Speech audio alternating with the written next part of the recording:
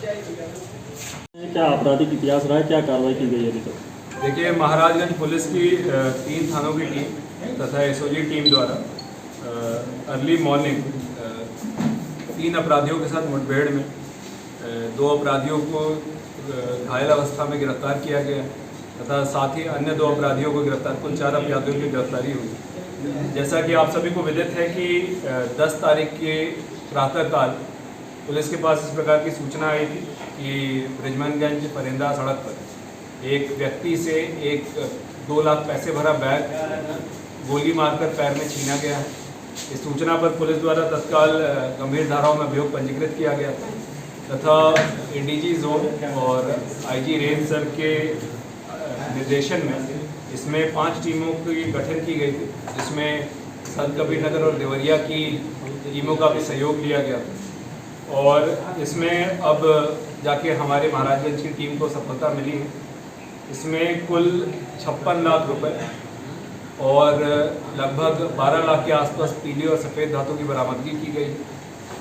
घटना में प्रयुक्त 2 मोटरसाइकिल बरामद किए गए, साथ ही 2 अवैध असले, एक 32 बोर की पिस्टल और एक 315 बोर का देसी तमंचा यह बरामद किया गया है।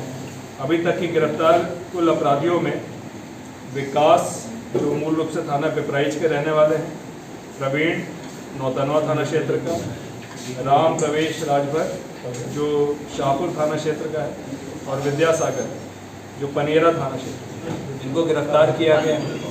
और साथ ही इनसे अभी तक की पूछताछ में एक 5वां अभियुक्त जो मूल रूप से बाराबंकी का रहने वाला है, उसकी शिनाख्त की गई है, जिसके ऊपर 25,000 का इनाम घोषित करते हुए उसकी गिरफ्तारी हेतु टीमों को लगाया जा रहा है। इस मुकदमे में जहां पर वादी द्वारा 2 लाख रुपए जाने की बात बताई गई थी, उसके सापेक्ष कुल लगभग 56 लाख रुपए और 12 लाख रुपए की ज्वेलरी अभी तक बरामद की गई।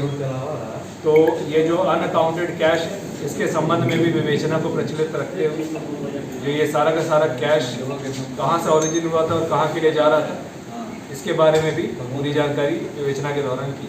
इतनी बड़ी बरामदगी है सर, तो क्या लग रहा है हवाला से इसके तार जुड़ा है क्या इस घटना के? देखिए, अभी विवेचना हमारी इसमें चल रही है। कैश बहुत ज़्यादा है और अनअकाउंटेड है और इसका मूवमेंट कहाँ से है, इसके बारे में अभी विवेचना में सारी चीज़ें निकल कर आएंगी और जैसे जैसे विवेचना में चीज़ें निकल कर आएंगी आपको भी समझ में आएगा। सर, एक ही व्यक्ति से लूट हुई है कि और सिर्फ एक टीम थी, जो 2 व्यक्ति जा रहे थे मोटरसाइकिल से, एक जो घायल हुआ था और एक व्यक्ति साथ में था। ये दोनों लोग गोरखपुर से निकले थे प्रातःकाल। इनके पास 2 बैग था जो अभी तक की पूछताछ में निकल कर आए और उसमें से जितना हमारे पास कैश अभी तक और ये पीली और सफ़ेद धातु बरामद हुई, इसके अलावा भी अगर 5वें अभियुक्त के पास कैश है तो उसके बारे में भी अग्रिम विवेचना। सर, एक अभियुक्त फरार बताया जा रहा है, क्या जानकारी है इसको? इन सभी अभियुक्तों से अभी तक की पूछताछ में निकल कर आया है कि बाराबंकी का एक अभियुक्त जो इनके साथ सिद्धार्थनगर जेल में बंद था, जहाँ पर इनकी मित्रता हुई थी, वो भी इस घटना में संलिप्त था। उसके लिए टीमों को लगाया गया है और शीघ्र उसकी भी गिरफ्तारी करते हुए बरामदगी की जाए। सर, अभियुक्तों और वादी के बीच कोई संपर्क मिला है? उस अभियुक्त के ऊपर 25,000 का इनाम घोषित किया गया जनपद स्तर से। अभियुक्त और वादी के बीच में अभी तक किसी प्रकार की कोई संबंध नहीं मिले, मगर इस घटना में जो 2 अभियुक्त मूल अभियुक्त पकड़े गए हैं वो कोलुई में अभी से 2 वर्ष पूर्व हुई एक घटना जिसमें कोलुई, चिलवाताल और सिद्धार्थनगर में घटनाएं हुई थी, उसमें भी इनकी संलिप्तता थी।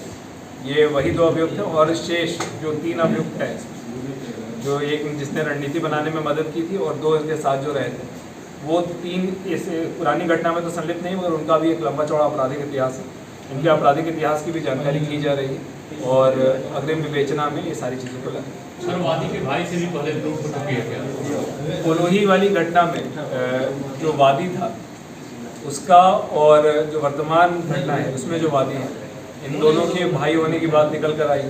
अभी वादी से इस संबंध में और जानकारी की जा रही है कि आखिर एक ही परिवार के 2 लोगों के साथ इस प्रकार की बात क्यों आ रही, और विवेचना में ये सारी बातें और स्पष्ट है।